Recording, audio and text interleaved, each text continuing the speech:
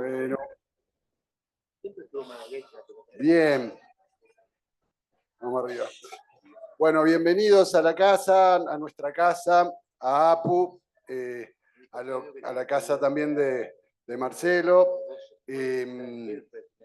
Bueno, les contamos un poco la idea de este panel y bueno, la idea que tuvimos con el comité organizador, con la directiva. Además de darle la bienvenida, fue habitar la casa.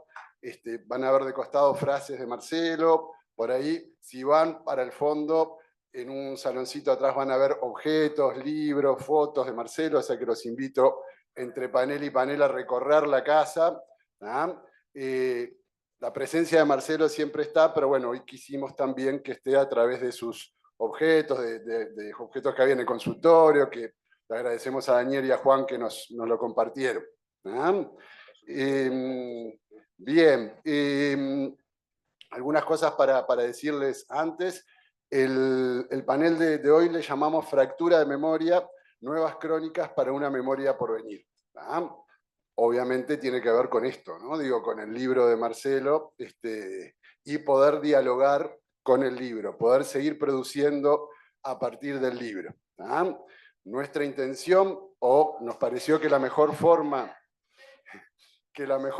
de homenajear a Marcelo era produciendo, ¿sí? Seguir produciendo, seguir dialogando, seguir escribiendo a los márgenes de sus textos. Eso nos parecía la forma como más valiosa de homenajearlo, digamos, ¿no? Digo, por eso en realidad los paneles de hoy van a ser en torno a sus prácticas y a sus textos. Una cosa para decirles antes de empezar con este panel: este libro, gracias a Daniel Viñar, a Pau Pérez de España, a Pablo Harari, la idea es poder reeditarlo, porque está agotado. Los que le interesa tenerlo, este libro, anótense con María Laura ahí, que, digo, para poder reeditarlo y para poder venderlo, volver a venderlo y que lo tengan con ustedes el libro. Sobre todo para que lo tengan con ustedes. Tengo una grata alegría como director científico de ver un montón de analistas en formación en esta actividad, que me parece que eso es clave. Así que, bueno, para ellos, más que nadie, está bueno volver a leer a Marcelo, volver a tener sus textos y volver a dialogar con sus textos. Bien, la mesa de hoy va a estar compuesta por 4 personas, 4 psicoanalistas, 4 amigos de Marcelo. 2 están presencial, 2 van a estar por Zoom. Los presento brevemente. Después vamos a ver el video nuevamente para los que no lo vieron ayer y después damos pie a la mesa. Va a estar Javier García, psicoanalista de APU, amigo de Marcelo. Va a estar Ricardo Bernardi, que está por Zoom, miembro de honor de APU, psicoanalista también. Va a estar Miriam Schneiderman, psicoanalista de San Pablo, Brasil, Instituto Sedes Sapientiae. Y también nos acompaña Leopoldo Blecher, también psicoanalista de la Asociación Psicoanalítica de Francia, de París, acá con nosotros, Leopoldo. Entonces, si les parece, vemos el video y después le damos la palabra a los integrantes de la mesa.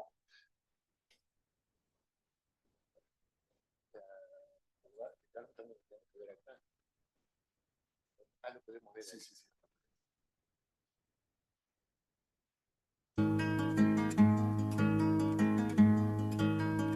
Siempre que se hace una historia, se habla de un viejo, de un niño o de sí. Pero mi historia es difícil, no voy a hablarles de un hombre común. Haré la historia de un ser de otro mundo, de un animal de galaxia. Es una historia que tiene que ver con el curso de la Vía Láctea. Es una historia enterrada, es sobre un ser de la nada.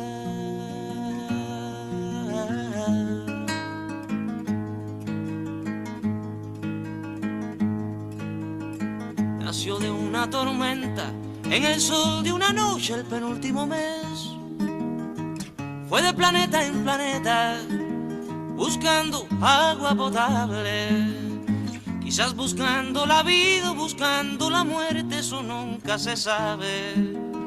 Quizás buscando siluetas o algo semejante que fuera adorable. o por lo menos querible, besable, amable.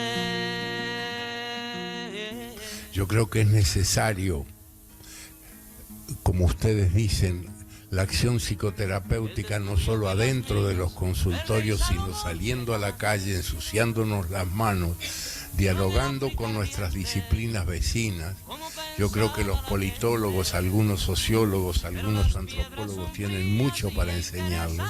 Es decir, que tenemos que salir extramuro no para llevar la buena verdad, sino para aprender y nutrirnos de que el mundo no existe cuando solo se concibe un espacio sofocante entre un diván y un sillón. Saca las manchas. Siempre lo saca. A ver, Mare, mírame a mí ahora. Y no en el África ardiente, como pensaba la gente, pero las piedras son frías. Es más simple y más fácil deslizarse en los discursos existentes, sin el deber y el trabajo de recomenzar, que tomar palabras y hablar en nombre propio, preservar un diálogo con los pensadores que nos precedieron, pero no usarlos como abrigo, sino mantener la posición de exilio y de intemperie.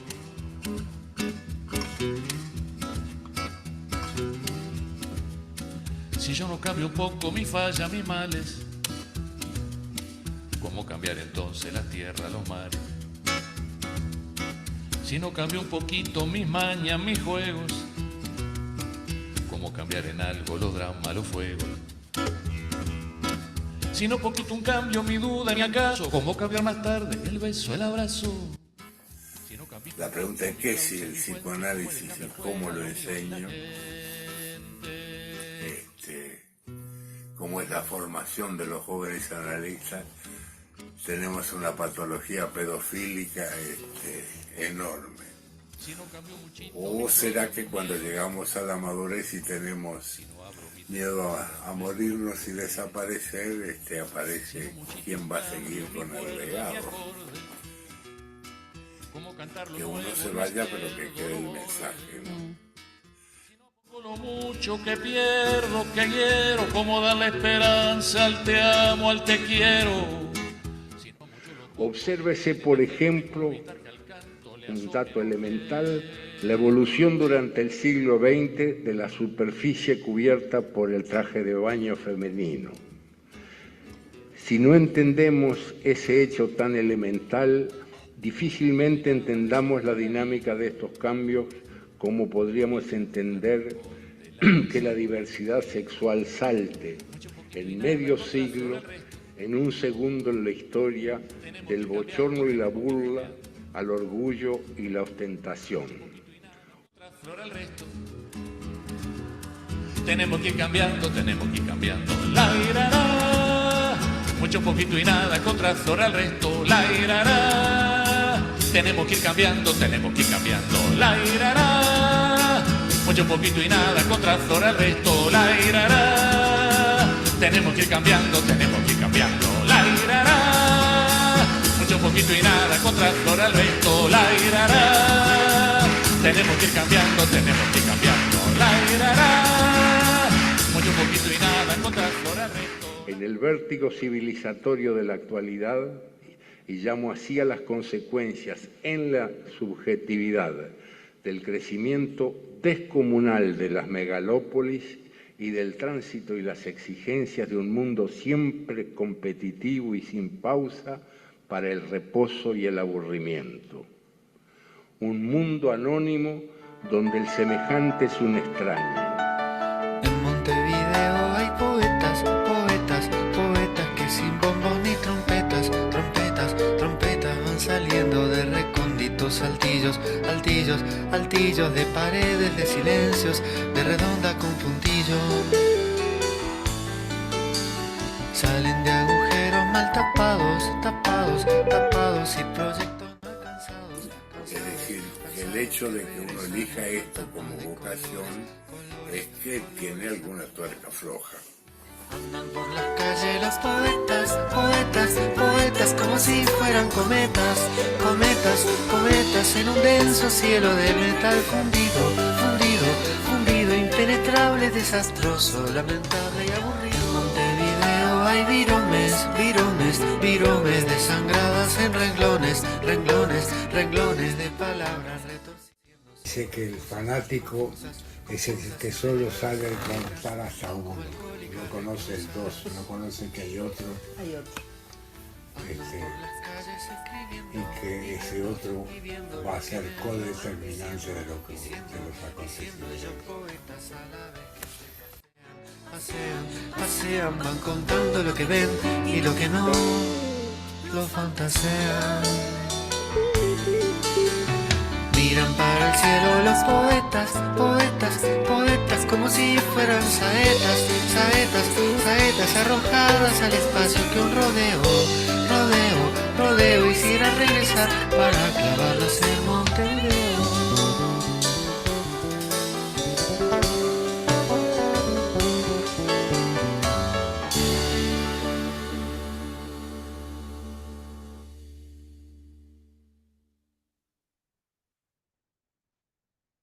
Y generosamente, eso, generosamente disponible. No, no es generosamente, Bueno, es egoístamente, ¿sí? prefiero la paz. Bueno, Este, bienvenido ese egoísmo. Bienvenido ese egoísmo, exactamente. Muchas gracias a todos por acompañarnos.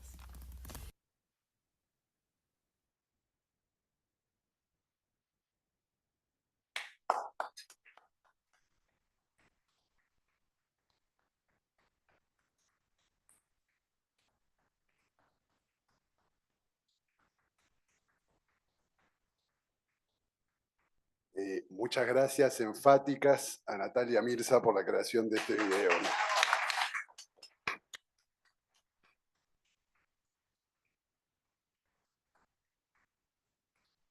Bien, comenzamos con la mesa entonces. Le damos la palabra a Ricardo Bernardi por Zoom. Ricardo, desmuteate y te escuchamos.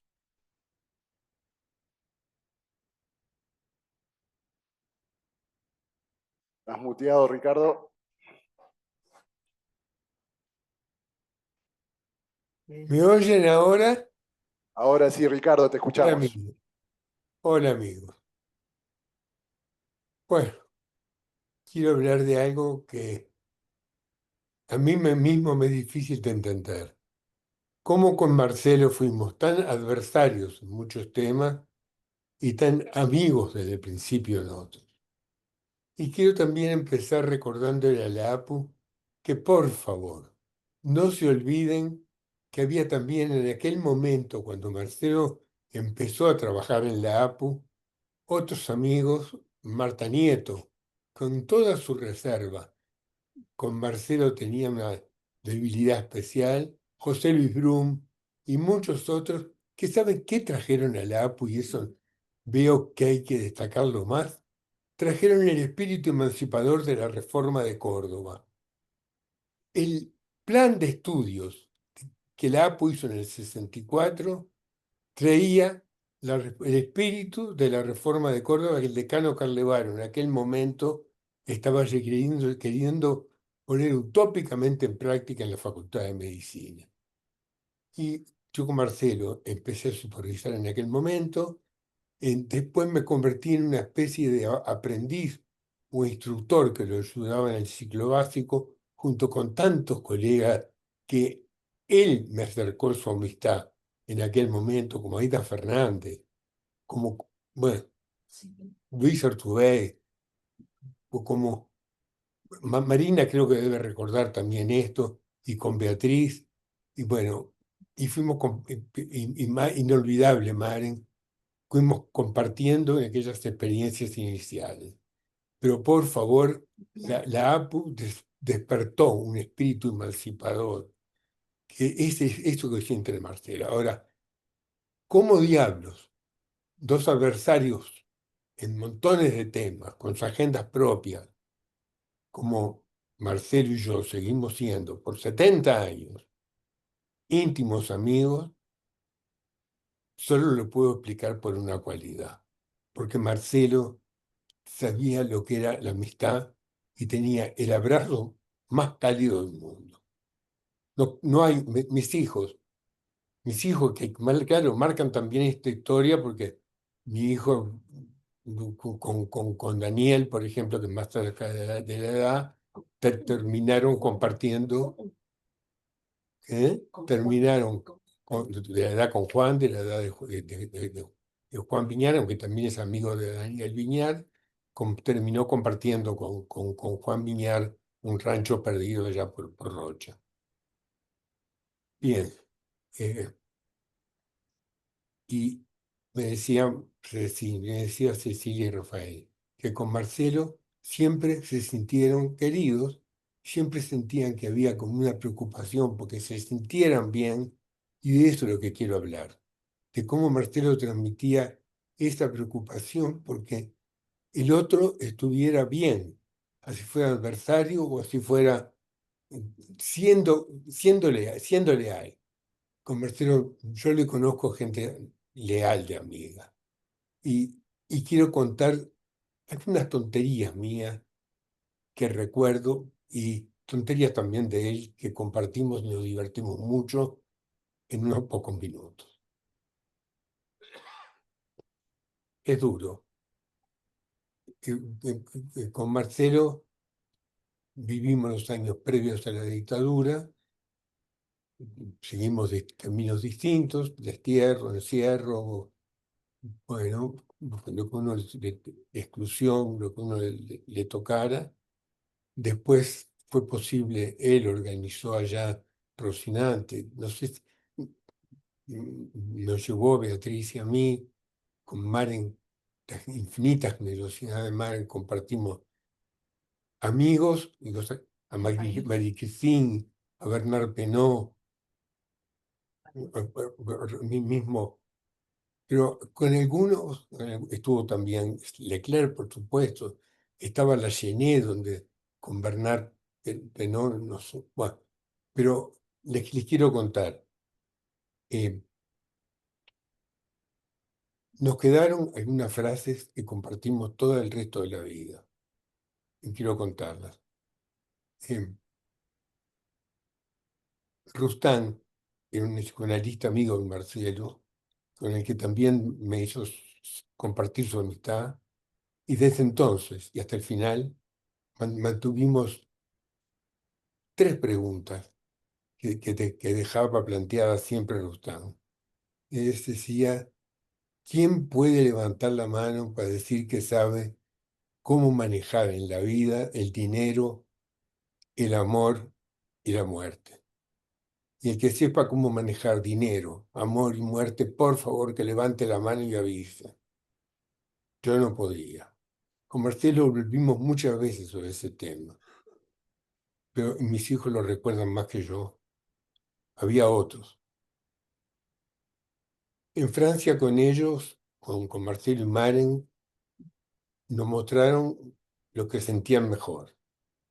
Y yo sentía que eso era realmente cariño, que eso era realmente un calor humano, de un abrazo que no conozco igual.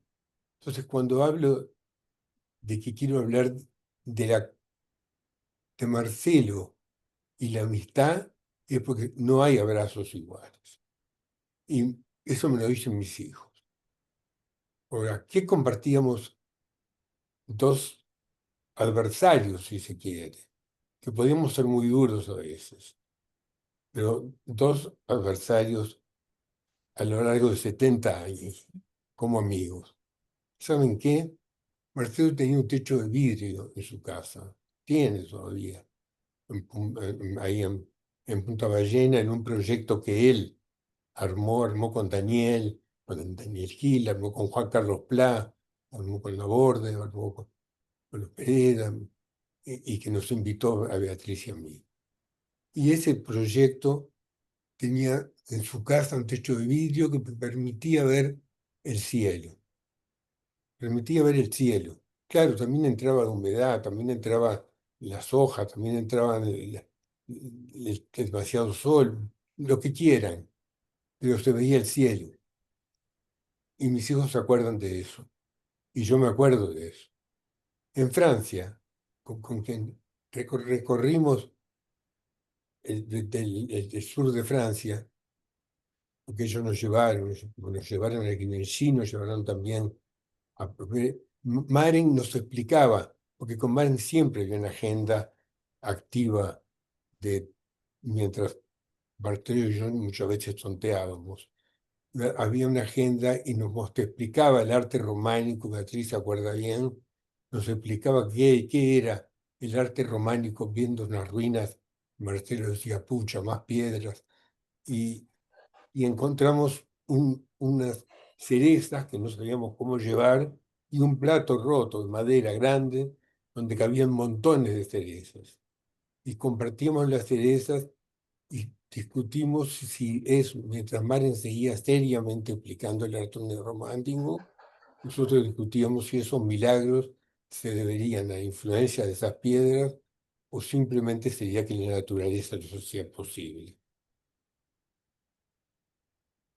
Las preguntas de Rustán las compartimos toda la vida.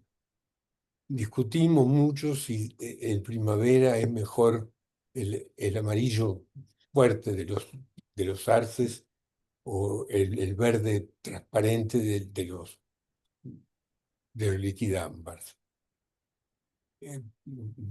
Ahí en Punta Ballena.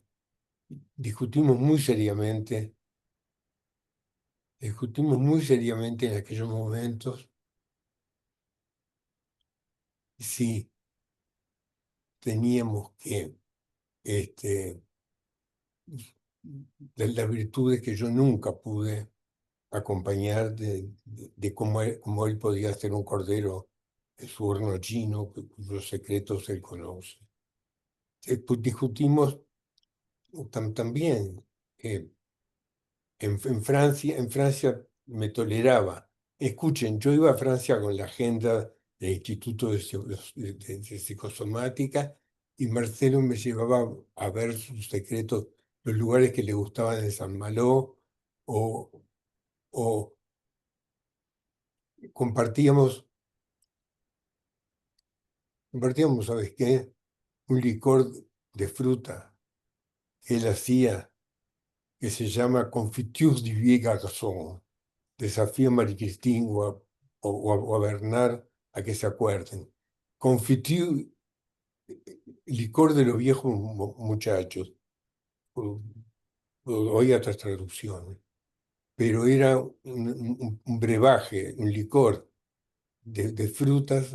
Entonces, mientras Marcelo me ofrecía calvados, que me gustaba, o cognac, yo prefería la Confiture du Vieux Garçon, que él me había enseñado, que él se iba a hacer, yo no pude nunca hacerla bien, y lo compartíamos. Y así fuimos llegando. Discutimos el color de los árboles y las últimas charlas hablamos de cómo sería ver el bosque desde las raíces para arriba. Nunca supimos, pero mejor lo averiguamos. Hasta aquí quiero poder llegar. Gracias.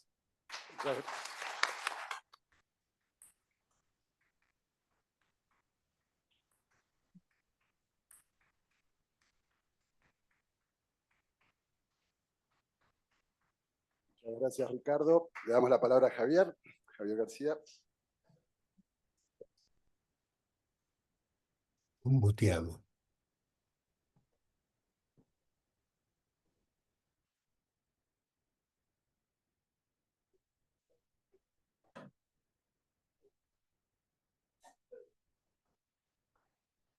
Hay lugar acá adelante, si quieren sentarse, los que están llegando, hay lugar acá. Acá hay lugar. Escuchamos a Javier.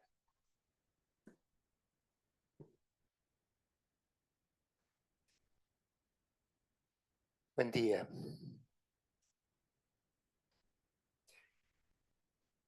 Hace poco tiempo, y eso lo hace un poco más difícil, pero si hay tristeza también hay más emoción aún, y también mucha más vitalidad que en estos recuerdos. Yo Acércate un poco más. Casi me lo como. Estoy en una... La represión está empezando a actuar.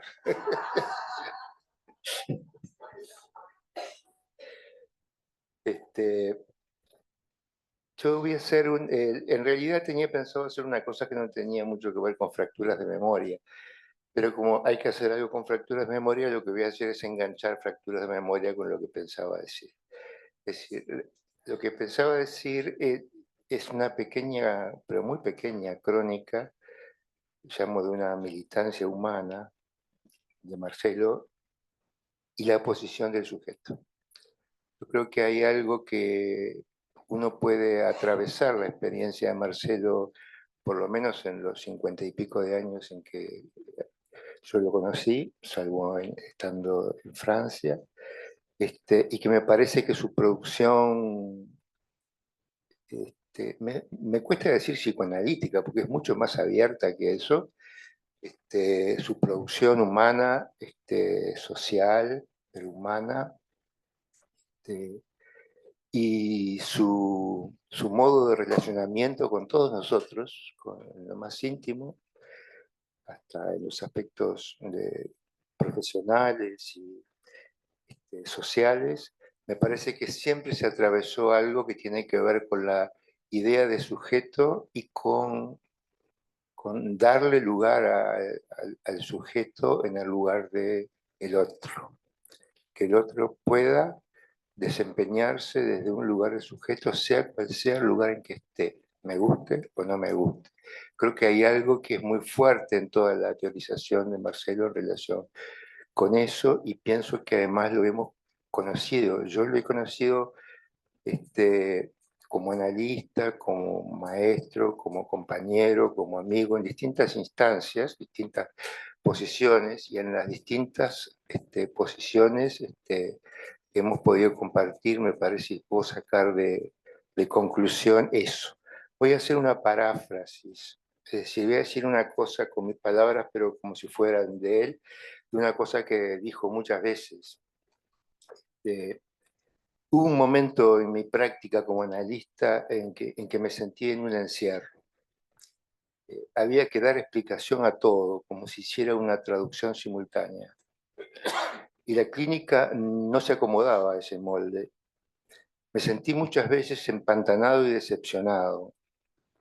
El encuentro con José Blecher fue un descubrimiento, una apertura de puertas y ventanas refrescante, apertura para pensar lo que escuchaba, apertura para concebir el encuadre analítico y para pensar cómo el afuera entraba al consultorio y a las mentes. Lo mismo me pasó con los Manoní y muy especialmente con Serge Leclerc. Esto era una reflexión, como una pausa, como un quiebre en su experiencia analítica y de vida, que él la recordaba siempre con unas palabras o con otras, pero que tenía que ver con esto.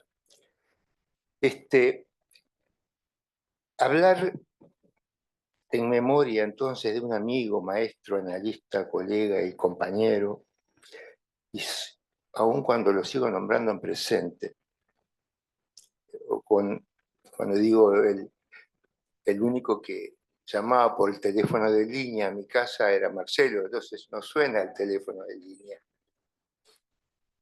Y el único que me decía, Javierito, Marcelo. Entonces no se hace fácil, es muy cerca, ¿no? Entonces hablo de Marcelo como lo conocí en sus textos, en su voz, en su forma de estar con nosotros y con otros, en las experiencias compartidas. De todo eso quedó en mí y en muchos un resto fuerte y esperanzador, un encuentro humano que él sostuvo hasta el final, lo cual me consta a pesar de las dificultades. Dificultades en poder tener voz, en poder pensar, pero había como pequeños momentos que fueron de una gran humanidad. Quisiera atravesar algunas de las zonas que lo definieron como docente, como psicoanalista, como militante social, como colega y como amigo. Con 3 palabras que creo que le hacen justicia: hospitalidad, recepción de las diferencias y dar la palabra, en un clima de bonomía. Les propongo un recorrido en 4 estaciones que se enlazan sin costura, sin esfuerzo, que son la educación médica, la formación analítica, la práctica clínica en sus diferentes formas y la vida en la polis. En cada una, Fracturas de Memoria nos ayuda a releer lo que Marcelo hizo y sostuvo. Educación médica, el aula como primer espacio hospitalario. Acá no me refiero a hospitales, sino a hospitalidad, el aula como espacio de hospitalidad. Pero tenía que ver también con la formación médica, así que por eso quise poner la palabra hospitalario. En el Plan 68 de Medicina en la UDELAR, Marcelo apostó por, este fue un plan muy importante, recién Ricardo se refería al cambio del 74 acá, al cual me iba a referir, pero se corresponde a lo que fue el cambio del Plan 68 en la Facultad de Medicina, que era llevar a la práctica una idea de que el estudiante ocupara un lugar de sujeto activo, ¿no? Y lo tuviera como sujeto activo en el aprendizaje y en la investigación desde el primer día. En eso también participó Ricardo, que integraba psicología médica en ese momento, Juan Carlos Rey, que estuvo muy presente. Fue realmente, para todos nosotros fue una revolución. Yo creo que además tiene mucho que ver con la impronta del 68.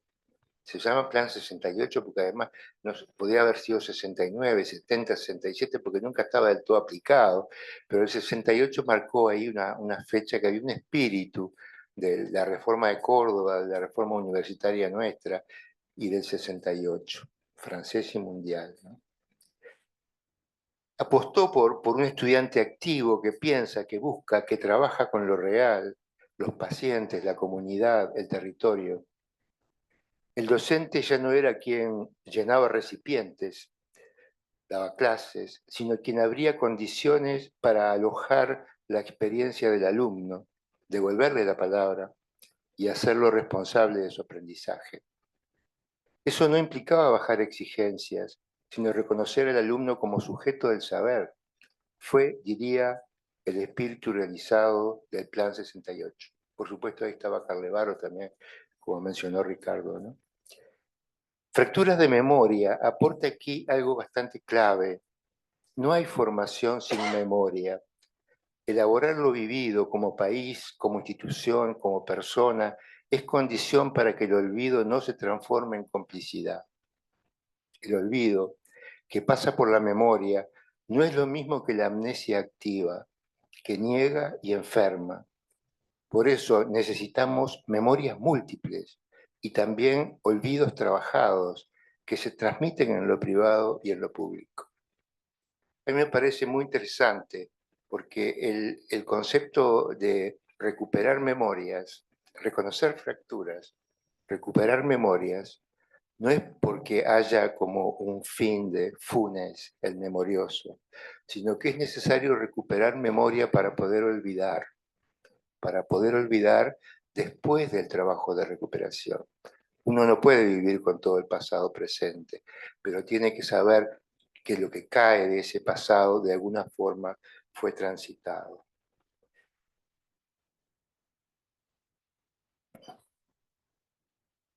El olvido que pasa por la memoria, no, esto ya lo dije.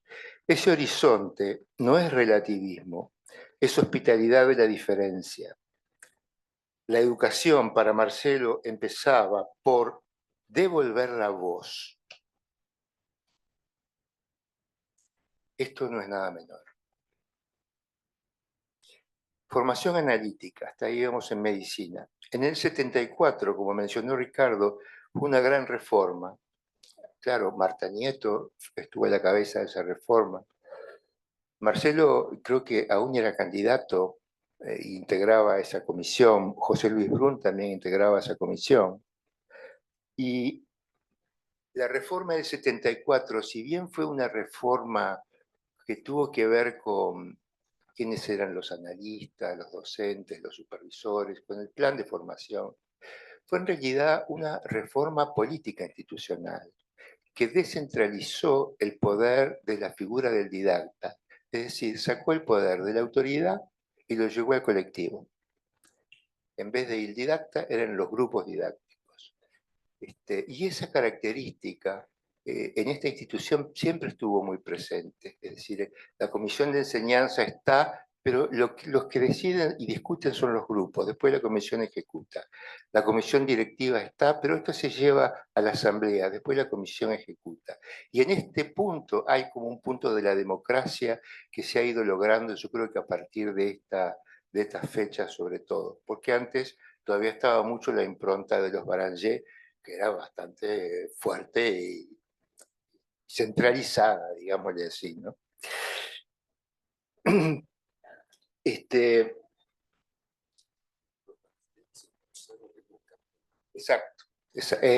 Sí, exacto. Sí. Que los Baranger, sí. Los Baranger, cuando se conté, unos años después, no, al mismo tiempo, Sí. impulsaron el cambio en APA. Sí, sí. Los Baranger mismos. Sí, sí. Y bueno, y en este punto también, el analista en formación ya no era objeto de moldeado, sino sujeto en devenir, igual que la situación del estudiante. Capaz de interlocución, darle la palabra era darle lugar, ¿no? O sea que yo voy marcando esto que es como una característica de Marcelo en las distintas áreas. También aquí fracturas de memoria marca una alerta. Cuando la ley se vuelve impostura, cuando las instituciones se cierran sobre sí mismas y reclaman su misión, lo que se hiere no es solo una estructura, se hiere el lugar mismo de la palabra. La hospitalidad institucional, para Marcelo, implicaba sostener la discusión, evitar certezas absolutas, proteger la pluralidad. No era un gesto blando, era una ética, que nadie quedara reducido a receptor pasivo de una doctrina. Ahora en la clínica, en el consultorio como lugar para lo que no tiene palabras. Marcelo insistía, el paciente no es objeto de análisis, sino sujeto del proceso. El encuadre no es un corsé, sino un marco que habilita el decir y lo cuida. Su lugar como analista fue el de anfitrión del decir roto. Yo lo viví. Supo hospedar de mí lo que no tenía forma, lo que era oscuro, y me ayudó a darle tiempo y palabra a eso. Fractura de memoria vuelve más clara esa tarea.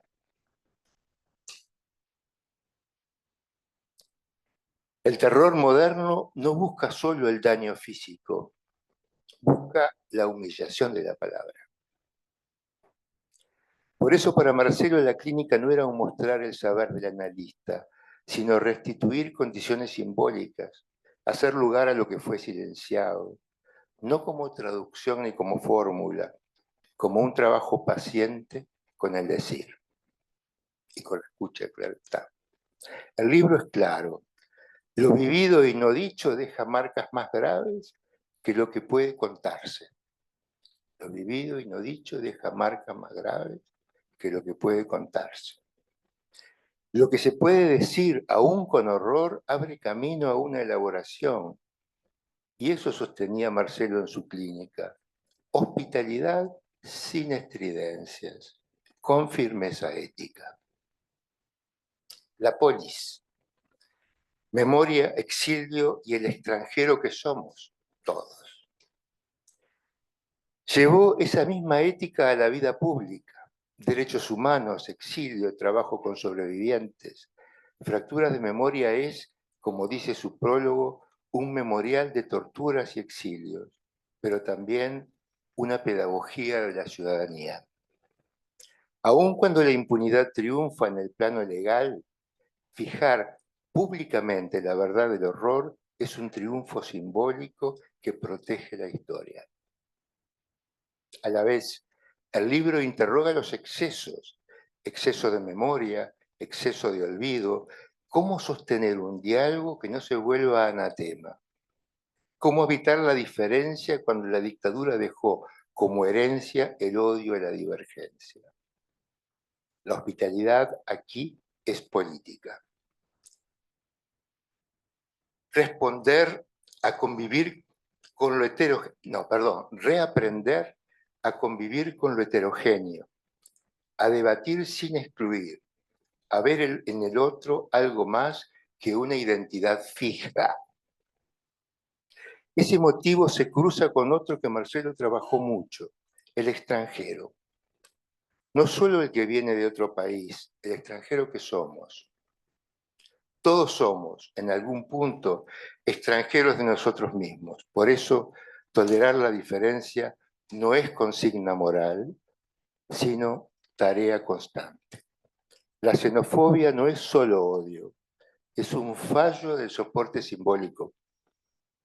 Reparar esa fractura empieza por alojar lo extranjero, afuera y adentro. Un hilo que atraviesa todo. Si uno traza el mapa de estas 4 estaciones que mencioné, aparece una línea firme. Hospitalidad, no como amabilidad, sino como práctica rigurosa, abrir lugar, cuidar la palabra, sostener la diferencia. Recepción de lo distinto, no como tolerancia pasiva, sino como trabajo que impide que una sola verdad aplaste las demás. Dar la palabra, el don, al alumno, al candidato, al paciente, al ciudadano, al exiliado, incluso al que no piensa como nosotros. Él decía incluso al enemigo. Yo no sé si estaba totalmente convencido. Yo tampoco sé si estoy convencido. Hay un límite, porque también sabemos que el enemigo puede matarnos antes de que nosotros lo empecemos a escuchar. Pero sí había una posición ética en relación con esto. Porque sin palabra no hay sujeto. Por eso centro este tema de Marcelo en el sujeto. Y sin sujeto no hay comunidad. 2 gestos de Marcelo hoy. Cierro con 2 gestos que aprendí de él y que creo honran el título de este encuentro, Fracturas de la Memoria. Primero, nombrar la fractura, no taparla, no banalizarla, no barnizarla. Decir que el terror quiso borrar la pluralidad e imponer una verdad única. Decir que eso fue una impostura institucional y que la primera tarea es restituir la palabra donde se quiso imponer el silencio. Segundo, obrar hospitalidad, en serio, en lo pequeño y en lo grande. En el aula, en el consultorio, en la asamblea, en la calle. Que haya muchas memorias y muchos olvidos. Que haya discusión, no anatema. Que el triunfo simbólico de la verdad ayude a reconstruir un piso común desde el cual volver a hablarnos. Y si pudiera quedarme con una sola frase, no escrita, pero viva en su obra, sería esta. El sujeto se constituye allí donde alguien lo espera para escucharlo.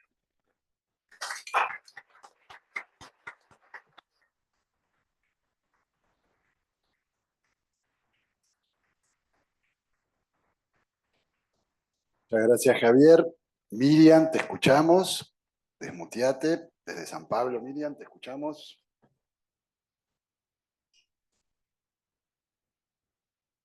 Estás muteada, Miriam.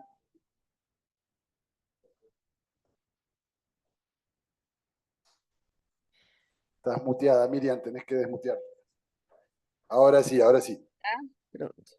Sí, ahora sí, Miriam, te escuchamos. Eu vou falar despacito, em portunhol. Se não entender, me interrompe, por favor. De imediato, ó, um recado. Marie-Christine Lasnik me pede. Vou falar em português devagarzinho. Se vocês não entenderem, levantam a mão, tá? Me pede para. Ela não pôde estar aqui com a gente, mas ela me pede para transmitir o quanto ela sente a perda do querido Marcelo, ela e o Bernard, que receberam Marcelo e sua família logo que eles se exilaram em Paris, quando eles moraram juntos, moraram lá nos Brochard, que é a casa de campo do Bernard, onde eles ficaram com a família, e tem fotos que eu acabei enviando um pouco tardiamente, tem fotos muito bonitas do Bernard e da Cristine com o Marcelo e a família, a Maureen, os filhos, enfim. Bom, queria muito agradecer o convite para representar o Brasil, e em particular o Departamento de Psicanálise do Instituto Sede Sapiência, nessa linda homenagem ao querido Marcelo Vinhar. Figura grandiosa. Era um enorme urso que aconchegava e que marcou a psicanálise, não só a latino-americana, como mundial. Conheci Marcelo na minha primeira ida a Paris, em 1980. Era a primeira vez que ia à Europa. Cristine e Bernard me receberam soberbamente, e foi aí que conheci Marcelo e Maureen.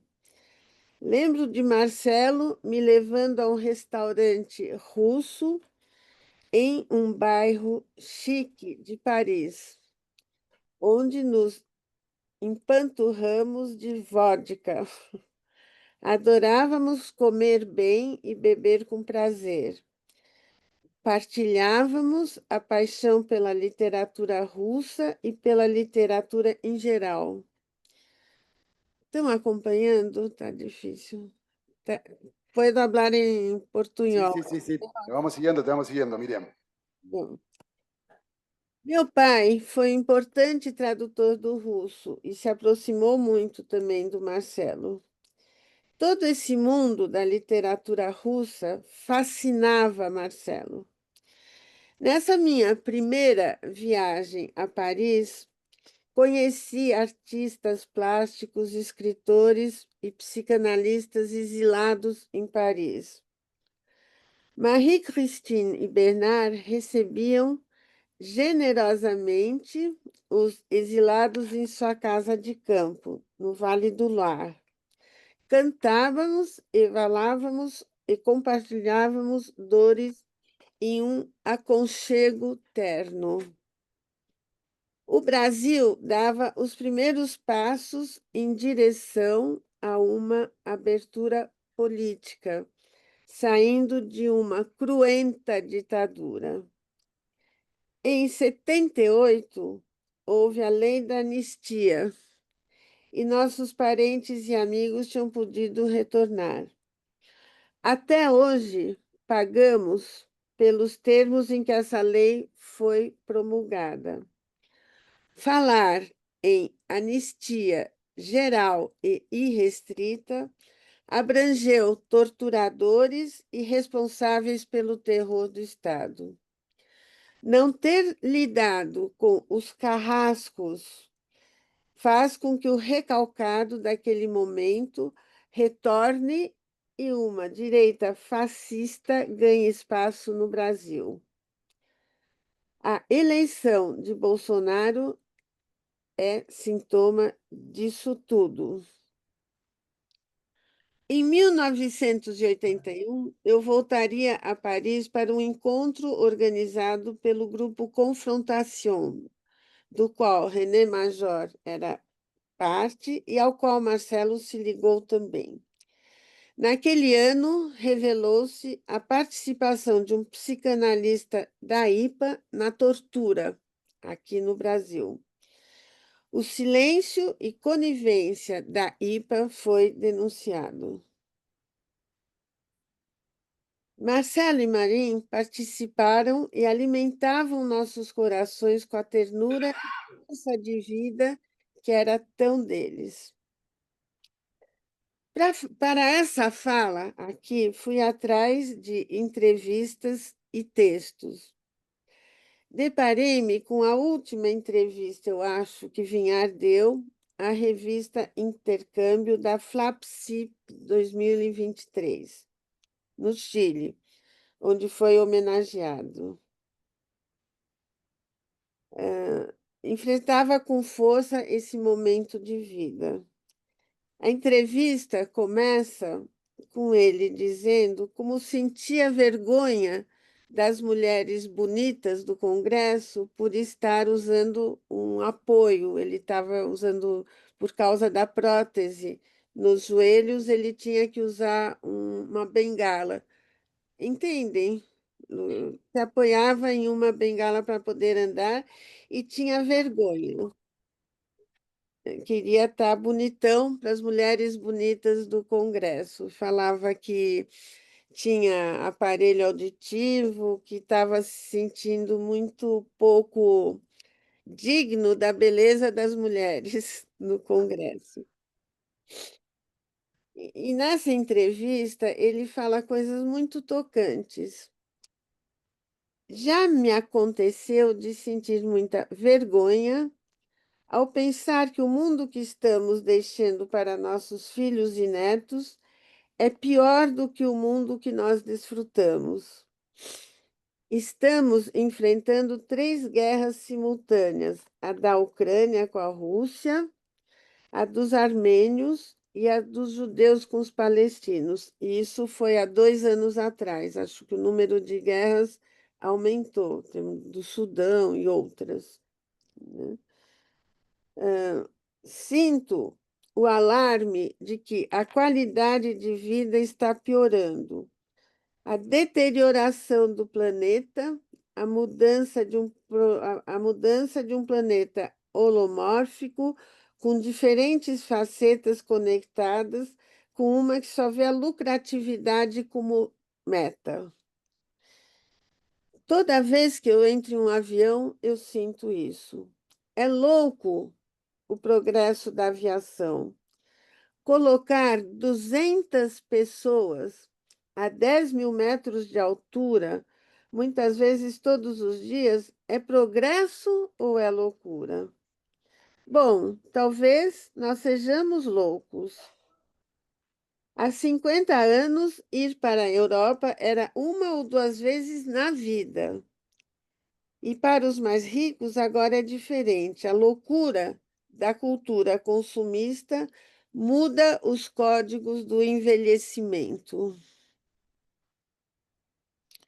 Mas ele fala assim: mas seria terrível se o homem fosse imortal, porque ainda assim teríamos que procurar coisas que não foram procuradas. Por exemplo, eu tenho uma casa confortável, filhos e netos, e alguns pacientes que complementam minha aposentadoria. Mas isso pode fazer com que eu esqueça, por exemplo, que o Acnur considera que existem 100 milhões de refugiados que não têm onde morar. E isso não é amanhã, é hoje, ou foi desde ontem, e continua crescendo. Isso ocorre porque será difícil renunciar ao que a modernidade trouxe. Trouxe muitas coisas boas: a Revolução Industrial, o motor a vapor, a eletricidade. Vivemos em um mundo diferente do mundo dos nossos antepassados. Antes, as cabanas não tinham televisão. Agora, tem. As cabanas têm televisão. O supérfluo está saturado. E ele se indaga: o que vamos fazer para parar com o crescimento demográfico no planeta?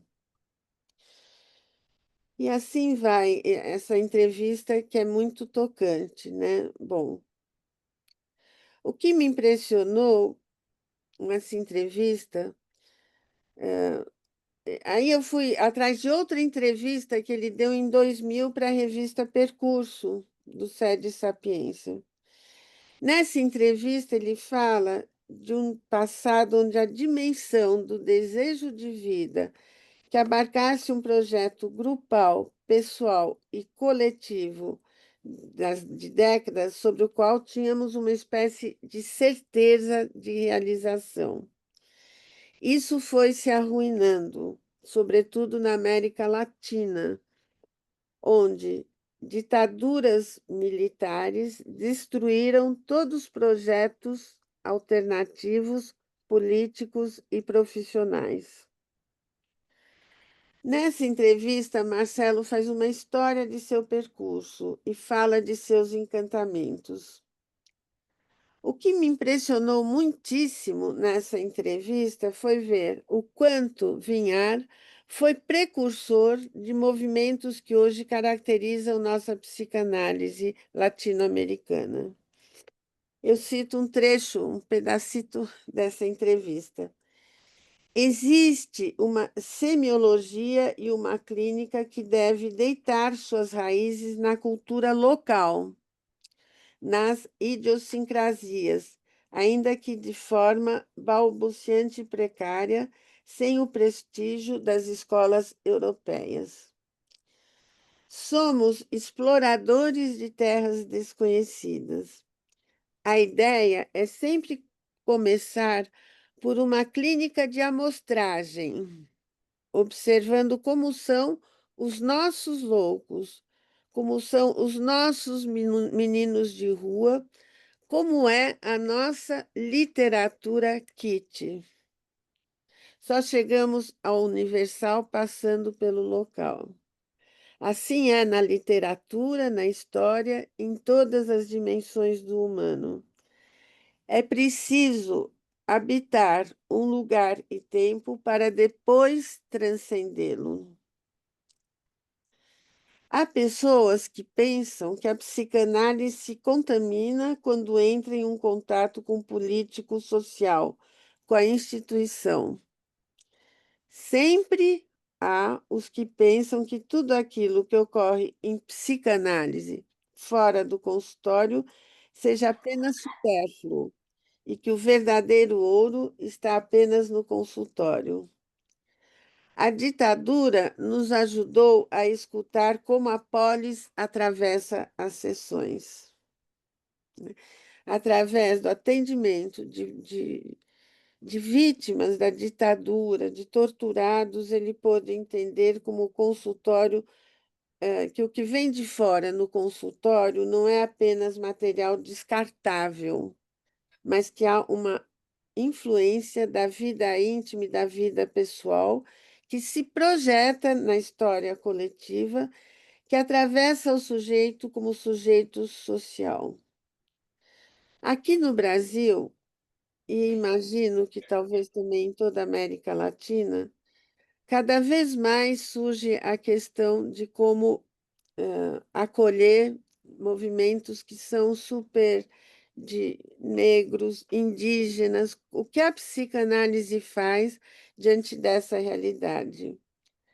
Aqui em São Paulo e no Brasil, circulou um manifesto que se chama Por uma Psicanálise Decolonial, quando o inconsciente tem cor, território e memória. Eu fiquei muito tocada de como o pensamento do Vinhar é precursor de todo um movimento onde a questão das minorias, a questão das minorias, maiorias de nossos países ficam em primeiro plano. É de uma delicadeza isso no pensamento do Marcelo. E isso me comoveu muitíssimo. Eu estou chegando de um congresso em Lima, da FLAPSI, onde essa questão gritou, principalmente a partir de falas que vinham principalmente do Brasil, e onde eu fiquei muito tocada com o que está acontecendo em Lima e no Peru, né? Eu vi a população indígena muito precarizada, desconsiderada, uma coisa muito onde nós, como psicanalistas, a gente não pode se furtar a pensar sobre isso tudo, né? Todo o pensamento do Vinhar, do Marcelo, sobre a tortura, as vítimas da violência, vem de uma concepção, e é de uma beleza. Eu reli para hoje o livro Tortura e Exílio. É de uma finura clínica, é de uma delicadeza, é uma lição de escuta, porque ele faz quase uma abordagem fenomenológica do que cada sujeito vai vivendo na hora que é preso em direção à tortura e como a tortura vai ecoando no mundo psíquico de cada um, né? E ele fala em demolição dos vínculos identificatórios, demolição do mundo psíquico, que eu acho que é um conceito muito importante. E é isso que faz ele ir para as margens do mundo, para as crianças, para delinquentes, meninos de rua. E uma coisa muito bonita que ele fala é que dos genocídios, ele fala de um genocídio silencioso que acontece nas cidades, que eu tenho, que é mesmo o Agamben também fala de que não precisa ter genocídios tão explícitos como o das guerras, que é um genocídio cotidiano que acontece nas cidades. É esse, se voltar para esse genocídio cotidiano, que faz a grandeza do pensamento do Marcelo. Eu queria encerrar falando uma frase do Mambembe no livro A Comunidade Terrestre, que eu acho que é uma frase onde ele fala, ele tenta justificar por que ele escreveu um livro no momento em que ele aponta que na história da humanidade há algo da ordem do irreparável. Tem algo que marca o humano de um jeito sem volta, o que não deve paralisar, mas saber disso é algo que ele considera fundamental. E aí ele fala de 3 motivos que o levaram a escrever o livro: o imperativo da declusão, ou a política da elevação da humanidade, ou ainda o projeto de uma vida plenária, o ato de gerar comunidade, e a invenção de um imaginário afirmativo da vida, do poder e da cidade. Eu penso que essas matrizes que ele nomeia, o Mambembe, para justificar a escrita desse livro, foram matrizes que moveram Marcelo Vinhar na sua vida, em toda a sua dedicação na luta contra os vários genocídios que nos assolam. É isso.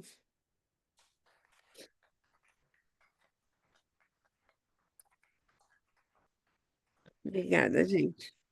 Muchas gracias, Miriam. Le damos la palabra a Leo Leger. Entonces, Leo, te escuchamos.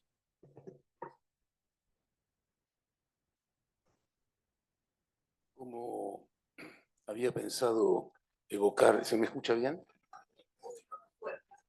Me resulta muy difícil todavía evocar a Marcelo a título más personal, por lo cual me decidí a volver a leer Fracturas de Memoria, el libro.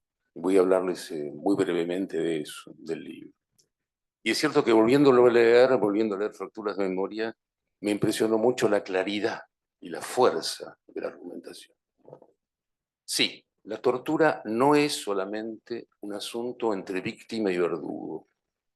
Es una manera de aterrorizar a la población, de crear un clima de terror que se infiltra poco a poco en todos los ámbitos, en el trabajo, en el sistema educativo, en las relaciones personales, en todo.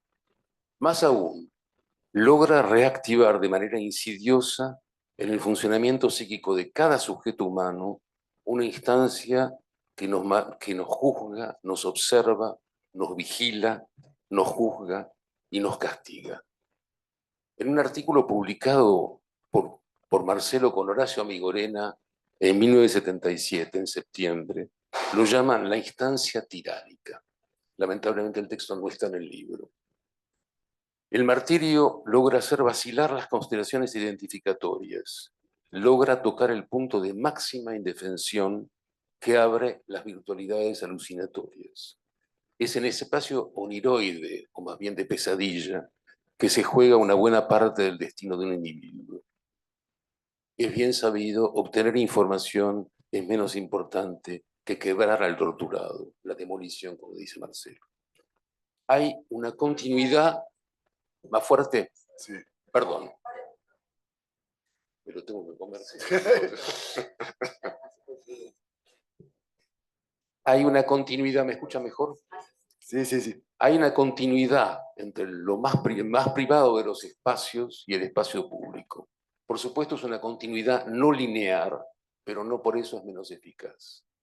Es por eso que el último capítulo del libro en castellano es una conferencia sobre salud pública, algo que concierne a toda una sociedad y no solamente a algunos individuos.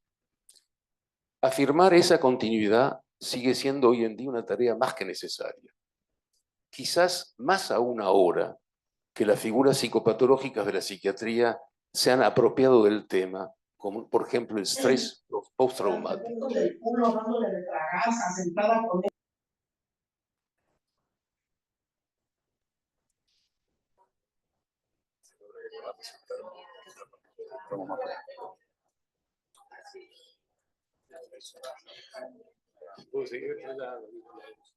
Del Zoom, una voz del Zoom.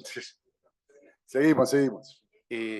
Debo decir que el tema, la formulación estrés postraumático me pone muy nervioso. Con las mejores intenciones y sin quererlo, nos ponemos al servicio de un discurso neoliberal.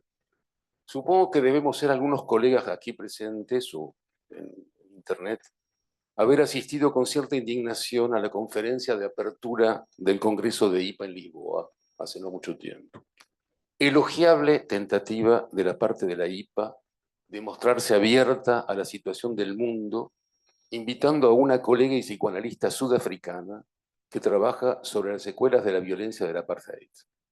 Una colega sin lugar a dudas muy fina, muy capacitada, que conoce su tema, pero que cae seguramente sin darse cuenta en un humanismo por lo menos ingenuo.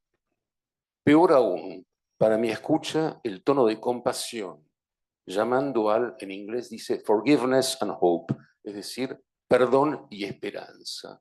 Y le agregaba además empatía, por supuesto. Standing ovation, conocen la fórmula, el aplauso parado. Standing ovation, como se dice hoy en día de la parte de los colegas, yo estaba indignado, para un discurso que nuevamente a mis oídos sonaba más como una prédica cristiana, una prédica evangelista, que como una interrogación psicoanalítica. En eso estamos, se puede decir, y no es muy glorioso. Hoy más que nunca el valor simbólico de la comunidad y de la sociedad civil, como se decía en otras épocas. Es cierto que al humanismo ingenuo de esta colega, de muy buena voluntad, por cierto, pero bueno, prefiero a lo que le imputaban a Marcelo el humanismo panfletario, le decían. Voy a abordar muy brevemente 2 o 3 puntos que no están muy articulados, pero bueno, así es así. Por supuesto, volví a leer el libro con mucha dificultad. Es un libro, si se puede decir, que pega fuerte. Para el lector que soy yo, hay 2 libros en un libro, o al menos un libro enmarcado por otro. El libro francés Exil et Torture fue publicado en 1989, poco tiempo después del regreso de los Viñar al Uruguay. Fracturas de memoria fue publicado 4 años después, en el 93, por Trilce. Gracias, por supuesto, a Pablo y Ana Harari. Al llevarlo al Uruguay, el libro francés trabaja de una manera, a mi gusto, diferente. adquiere otro significado que el título castellano dice muy bien. Algo se ha fracturado para siempre. El ataque ha sido al pensamiento y a la cultura. El libro francés comienza con el texto de Maren, Los ojos de los pájaros, y termina con reflexiones sobre la tortura. Creo que se puede, al menos yo puedo escuchar muy bien por qué en francés se llama de esa manera y en castellano de otra. Porque para mí el libro francés fue escrito, por supuesto, en Francia, en castellano desde ya, y hasta cierto punto está en diálogo con el país del exilio. Poner uno al lado del otro, exilio y tortura, permite interrogar algunos aspectos a veces ignorados, como el pretender quedar indemne del exilio. En un segundo tiempo se puede admitir hasta qué punto la dictadura habita en nuestro interior, entre reconocimiento y desconocimiento. Se trastocan los valores y poco a poco se funciona con nuevas nociones del bien y del mal. Bueno, todo esto, por supuesto, es paráfrasis de Marcelo y Maren, no estoy diciendo nada nuevo. Como escriben ellos, directamente lo cito, la tortura opera en el espacio social como un referente simbólico de punición. Es un libro escrito en París y a lo largo del tiempo. Y es también un testimonio de la lenta elaboración que Marcelo y Maren, con algunos otros, lograron hacer. Por de pronto había además la idea de hacer escuchar a un público francés de qué se trataba. No sé si escucharon mucho, pero bueno. Con toda razón, el libro no respeta el orden cronológico de la redacción de los textos, porque muchas veces fueron textos escritos en función de una ocasión particular. Pero sobre todo porque la elaboración del tema, que es también elaboración personal, no se hace por un simple trabajo de reflexión. La elaboración interna sigue su propio camino que lleva a Maren y a Marcelo a momentos diferentes. Por supuesto, la elaboración no surge como un todo articulado y acabado. Me impresiona que el primer texto en francés, Los ojos de los pájaros, escrito por Maren, esté escrito, si se puede decir, a altura de niño. Maren, con toda la fineza de la que era capaz o de la que es capaz en sus contactos con los niños, nos hace escucharlos. Son las palabras de los niños que abren el libro. Junto con el capítulo siguiente, el capítulo sobre Un grito entre miles, cuentan dos puntos de vista del momento en que los militares se llevaron a Marcelo en mayo del 72. El punto de vista de la familia, la madre y su niño, Daniel. El punto de vista del secuestrado. No en balde, el segundo capítulo, el testimonio de Marcelo, se termina nuevamente con los ojos. Los textos de Maren, o como se dice en francés, la patte, la marca, en los textos escritos por los dos, trae la mirada del niño, convoca al niño o a la niña en cada uno de nosotros. Pensar el desamparo y la infancia no solo como espacios virtuales que pueden surgir en ciertos momentos, sino como lo que organiza una buena parte de nuestra vida psíquica inconsciente. Maren y Marcelo, creo que ustedes lo saben bien, no se quedaron en Uruguay, valga el lapsus, no se quedaron en Francia, lamentando su destino, lograron destino de exilados. Lograron mantener vivo su militancia uruguaya y al mismo tiempo aprovechar todo lo que Francia puede ofrecer, desde el plano intelectual hasta el placer de la mesa o las geografías tan variadas. Marcelo, sin lugar a dudas, se evocó ayer, se dejó marcar por una experiencia institucional en la clínica de la Chenet, que es la clínica de psicoterapia institucional. Por cierto, es una corriente muy importante de la psiquiatría en Francia y fue creada por un exilado español, François Tosquelles, Francisco, ¿no? Los Viñar y muchos otros continuaron la militancia bajo la forma no solo del pensamiento, y en ese sentido esa elaboración tenía también cierto valor terapéutico, sino de una actividad de publicaciones y encuentros. Marcelo lo dice muy bien en uno de los primeros textos. Probar dice que estoy vivo y puedo pensar. Maren y Marcelo piensan en el exilio y la tortura con los instrumentos del psicoanálisis freudiano, con los instrumentos y no a partir de ellos. La clínica es la que orienta las interrogaciones.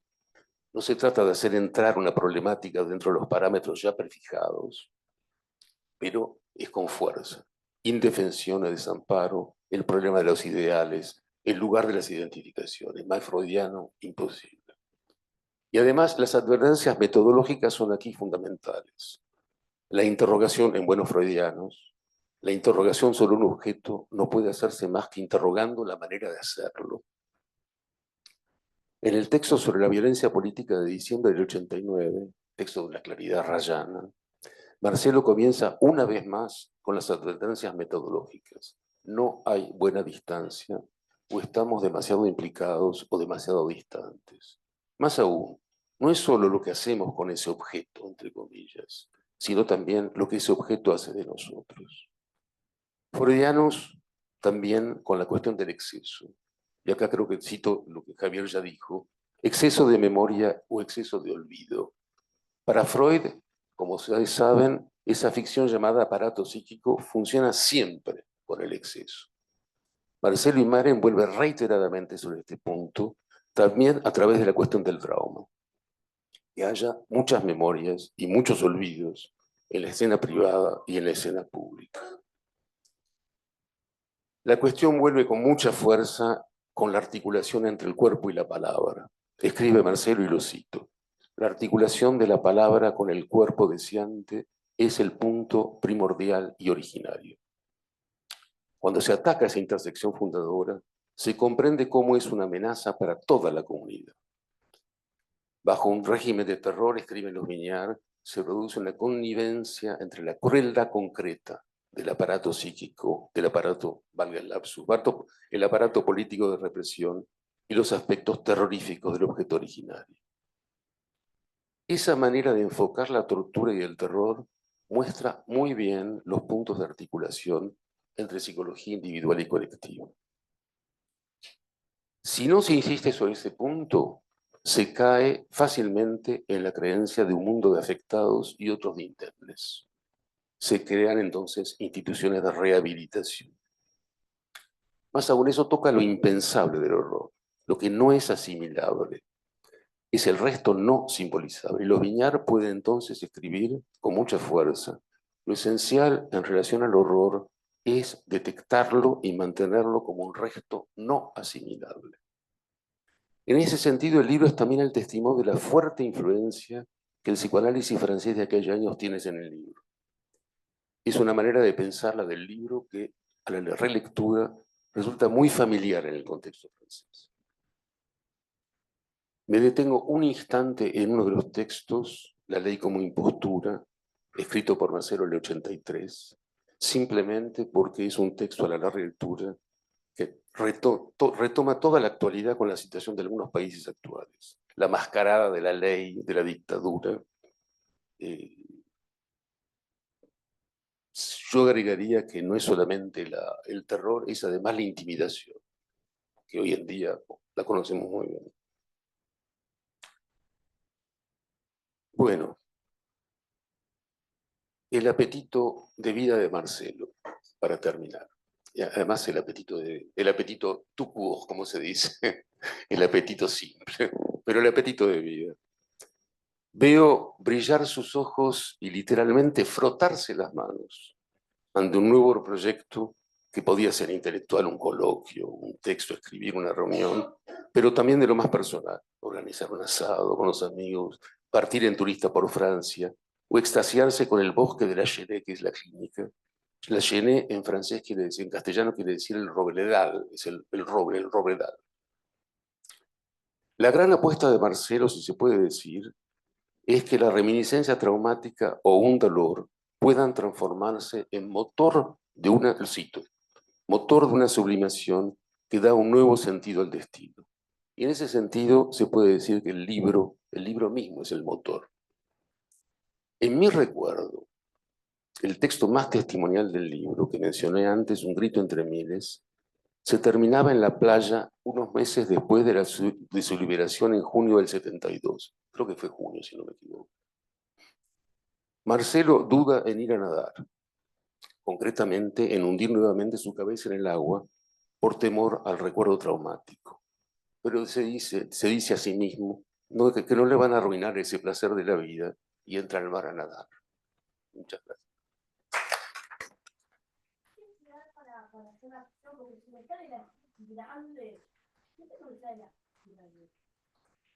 Tengo 8% que no sale.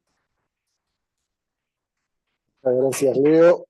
Si bien son 10:30, ya estamos en la hora, empezamos un poco tarde, o sea que nos tomamos 15 minutos para intercambiar, si alguien quiere plantear algo, inclusive del Zoom también, que pidan la palabra por el Zoom. Les pido sí brevedad, porque tenemos 15 a 20 minutos. Empezamos por Alba. Cuando hablen, preséntense. Preséntense en quién son. Alba. Lo hablo cuando haya suerte de... Bueno, soy Alba Busto de Apo. Es una breve reflexión que hago. Marcelo era profundamente democrático, profundamente hospitalario. Es decir, él hizo, ¿cómo decirlo?, atravesó varias generaciones, fue referente en varias generaciones, tanto de Apo como fuera de Apo y fuera del país. Ahora, lo que a mí me pareció importante en Marcelo es cómo él trascendía los distintos grupos que desde que él volvió del exilio se daban en la institución. Y eso me parece realmente muy relevante. No solo que él escribió y nos deja muchas cosas, sino que él vivió de acuerdo a lo que pensaba y escribía, cosa nada fácil y nada frecuente. Así que mi gratitud para Marcelo. Gracias, Alba. Pasarle a Ana, atrás.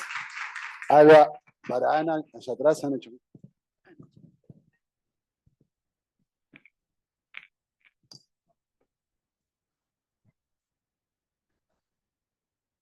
Bueno, primero agradecerles a todos los participantes y por supuesto todos sabemos creo que todos tenemos distintos vínculos o tuvimos, pero con Marcelo y con Maren y con la familia. Y bueno, obviamente este es un momento en el cual uno no puede faltar, digo, son de esos momentos que alguien dijo ayer, bueno, la consigna de este encuentro que es hasta siempre, no me acuerdo cómo eran, entonces y siempre.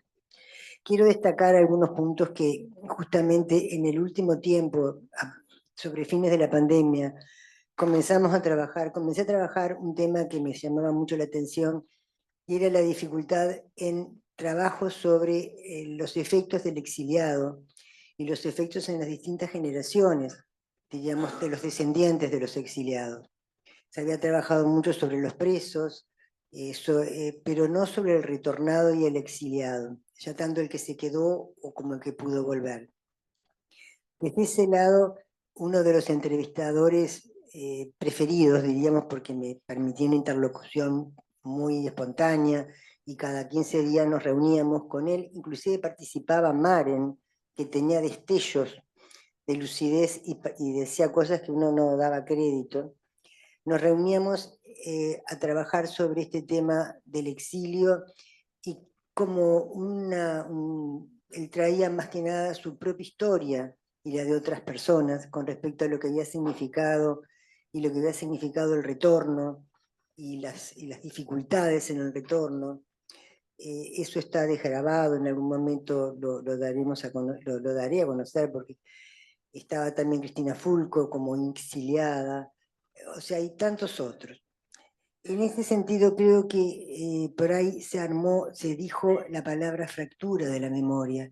Yo no importa cómo lo intentaron, y si yo lo intenté bien de cómo lo plantearon algunos de los oradores, pero quiero decir que para mí, como yo la entendí con Marcelo y con Maren ya ahora no, pero en su momento sí, fracturas, quiero decir eso, fractura. No hay posibilidad de rellenar y de darle sentido a la fractura, porque lo que se produce es una interrupción del trabajo de la memoria. Y eso está puesto en algo, me parece, Leo, que vos dejaste deslizar, está puesto irremediablemente en el trabajo colectivo. Es el colectivo y es lo social lo que debe de dar lo que posibilita esos puentes de conexión, esos son intermediarios para que en cada subjetividad, en cada individuo, se produzca, se retrabaje, se pueda restablecer un trabajo de la memoria. Mientras haya fractura, no hay trabajo de la memoria posible. Creo que esto es muy importante, junto con, cuando tú hablabas y tuviste ese lapsus, Leo, de, no me acuerdo cómo fue que dijiste, uruguaya, o no me quedé en Uruguay, o estaba en Uruguay. Es que ese es un aspecto, me parece a mí, del exiliado. No está en ningún lado, ni llega a ningún lado, ni se va de ningún lado. Esa En es este la... momento estoy aquí. ¿Cómo? En este momento estoy aquí. Claro, en este momento estás acá. No estás acá, no estás allá, ¿dónde estás? Digo, estás en múltiples lados. Sos un poblador del mundo, pero al mismo tiempo hay algo que se deja que nunca se vuelve a retornar y a lo que uno va a buscar y nunca se llega. Eso produce como un verdadero sufrimiento identitario migratorio que es muy específico y que no lo podemos, con las hipótesis que teníamos, no las podíamos trabajar. Eso me parece que es uno de los tantos puntos que a partir de Fracturas de la Memoria de otros libros se ha puesto de relieve. Y lo que traías con respecto, y termino acá, con respecto a la inauguración del Congreso de Lisboa, bueno, creo que te das cuenta de que el relato, el metarrelato del modernismo, hay varios que cayeron, pero el metarrelato del colonialismo no cayó. Entonces me parece que en esa persona que daba cuenta de una cierta de compasión cristiana, o como quieras llamarla, daba cuenta de la colonización de su pensamiento, más allá de sus fines analíticas. Bueno, creo que todo esto Marcelo nos ha heredado, Marcelo y Maren. Yo cuando hablo de Marcelo quiero siempre traer a Maren, porque creo que ambos conformaron un pensamiento que se complementaba y que uno sin el otro no sé cuánto sentido tenía. Bueno, muchas gracias. Gracias, Ana. Y pasamos a Pedro, después... A Pedro, después Luis, y después cerramos la lista de oradores porque estamos sobre la hora y le pasamos a la mesa. Entonces, Pedro Moreno, Luis Vivó, y después cerramos. Hola, buen día. Pedro Moreno de APU. Primero quiero hacer referencia a la idea de las fracturas de la memoria. El trabajo de Marcelo y Maren en ese sentido tiene un contenido ideológico muy fuerte. Hoy en día que la palabra ideología está muy bastardeada y está usada como si la ideología explicara algo que alguien entiende que está mal hecho, y quien entiende que está mal hecho no tuviera una ideología desde la que estuviera hablando. Y las fracturas de la memoria, para mi modo de ver, son la necesidad que describen Marcelo y Maren de que esos hechos siniestros, como Marcelo escribe en muchos trabajos sobre la experiencia de la guerra, en donde nadie quiere hablar porque nadie quiere escuchar, y que son similares a la experiencia de la tortura, necesitan ser hablados, necesitan ser puestos en palabras. En el video precioso que armó Natalia, aparece en un momento Carlos Lizcano. Y Carlos Lizcano, en un congreso de APU, explicó cómo Marcelo lo había convencido de que él tenía que relatar su experiencia en la tortura. Porque no era solamente una experiencia íntima, privada, que él había sufrido, sino que era una experiencia que los demás teníamos que conocer, teníamos que saber que eso había pasado. Porque si no, el riesgo es que eso se tape, se oscurezca, se niegue.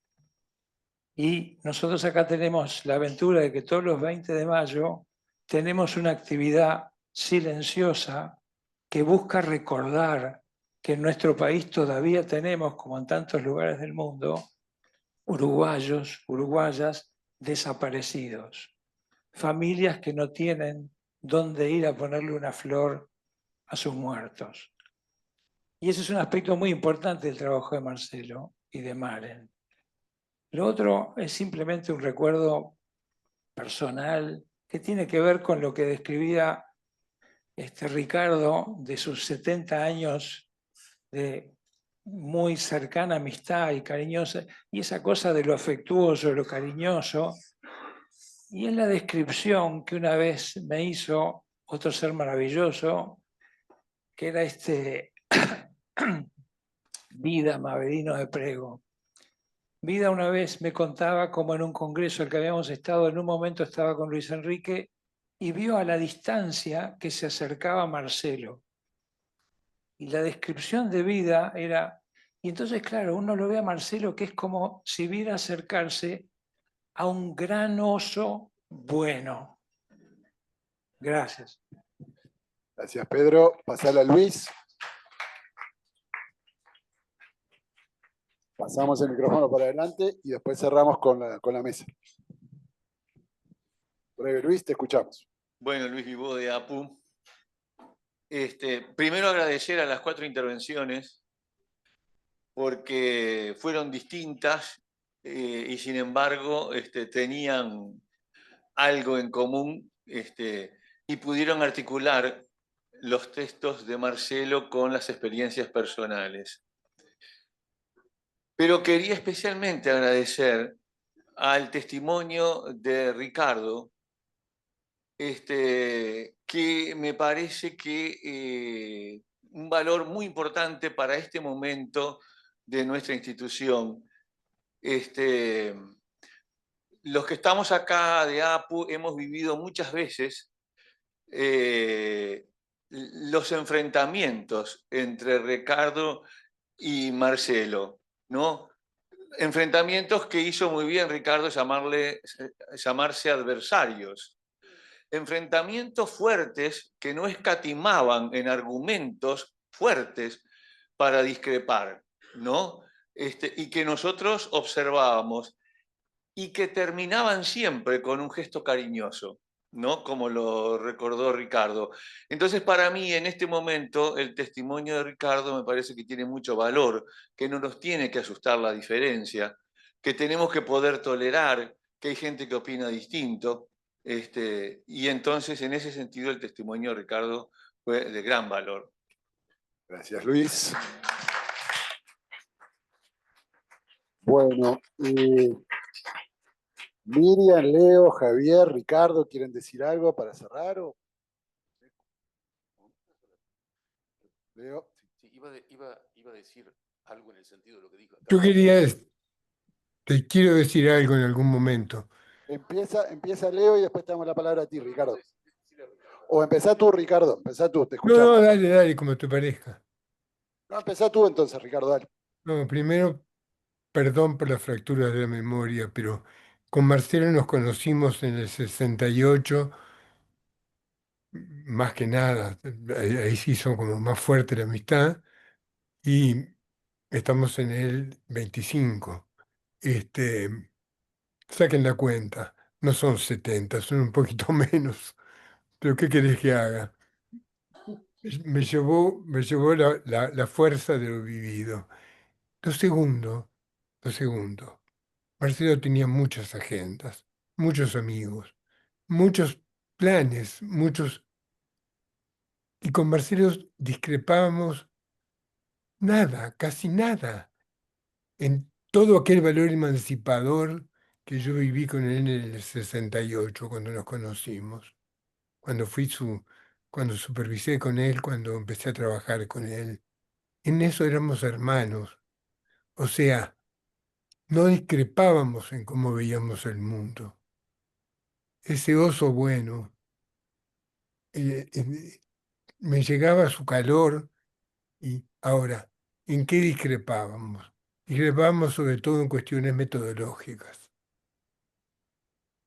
Discutíamos en qué camino. Por ejemplo, con Maren teníamos nuestra agenda.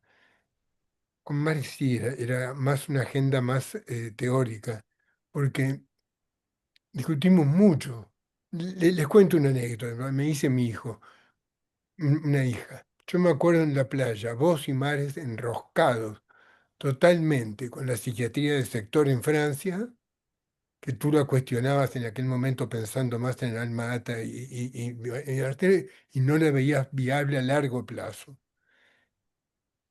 Y es un tema que me gustaría seguir discutiendo con Marin, porque la psiquiatría del sector, que es maravillosa como idea, es una idea en la práctica que hoy día está con dificultades tan enormes o más que acá en Uruguay. Entonces, seguramente yo, claro, cuando pienso en Blecher, el Blecher que me presentó Marcelo fue el padre, pero después nos conocimos con él y nos apreciamos. La psiquiatría de sector es un aporte fundamental de la cultura francesa. Cambió la mirada sobre la psiquiatría, pero está en este momento con dificultades muy grandes. Y ese tipo de cosas era la agenda que tenía muy fuerte en común con Maren. Pero ¿qué pasaba? Que mi hija me decía, mira, vos y Maren estaban enroscados, si la psiquiatría del sector podía resolver esto o aquello. Y mientras tanto, Marcelo y Beatriz y nosotros estábamos en la playa, en las olas, y Marcelo respiraba hondo y abrazaba la ola. ¿Tá? Y eso lo encontré en Marcelo.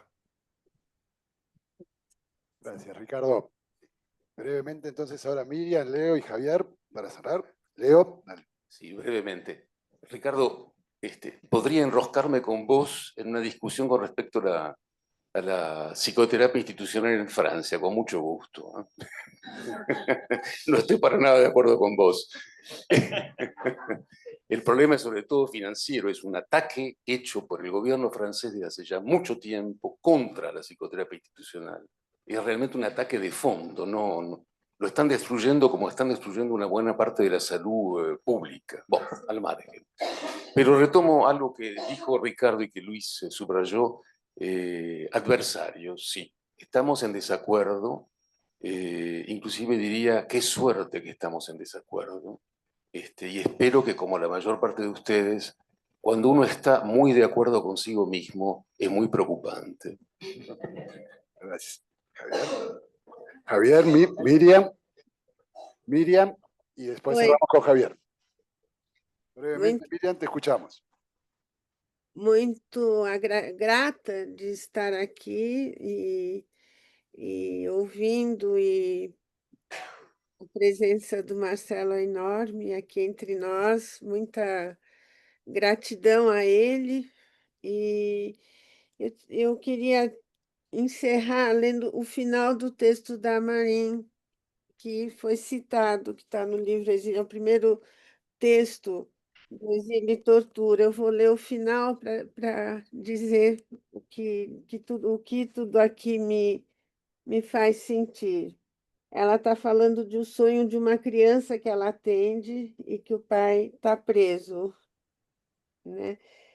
O sonho é assim: eu vou com a minha professora lançar esses balões ainda acima do mar. Acredito que eles chegarão até outros países porque são balões que não explodem. São bons. Balões de gás, bolas. Você entende? Sí. Sí. Sobre o balão, ao nome da criança e de sua escola. Quem o encontrar responderá: estou certa disso.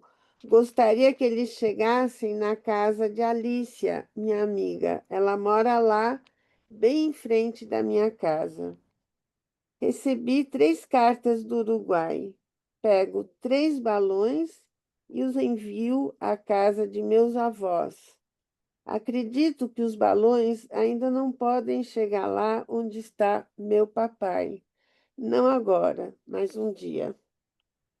Eu quis terminar porque é um sonho com uma esperança. Eu acho que esse evento é um evento de esperança e que os sonhos e os princípios que nortearam Marcelo possam estar presentes em todos nós. É isso. Gracias, Miriam.